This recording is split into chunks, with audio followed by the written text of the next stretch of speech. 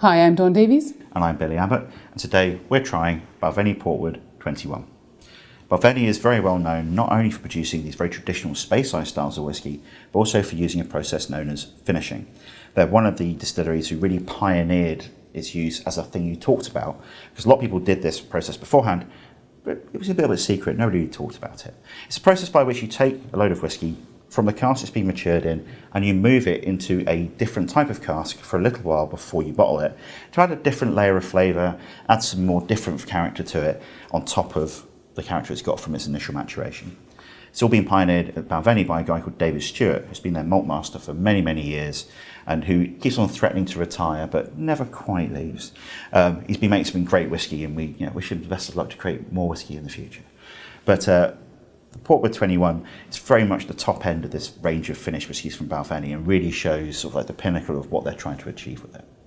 And for me, Balvenie always has this lovely character in the new make of sort of honey, and that follows through the whole range and is very evident here.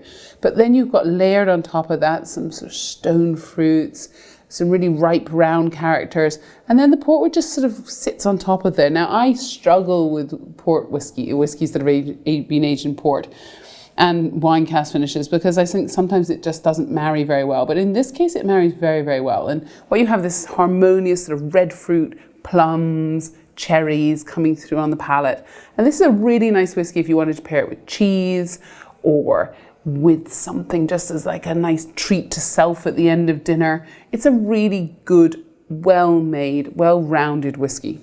It's one of the whiskies I have hidden at the back of my cupboard for special occasions. This is very much a after dinner, as you say, with cheese and things like that, but also just if I want to treat myself to a really nice, rich, rounded whiskey, which doesn't go too far into that ridiculous over-the-top sherry thing, and still has a load of that classic Balvenie Speyside character underneath it.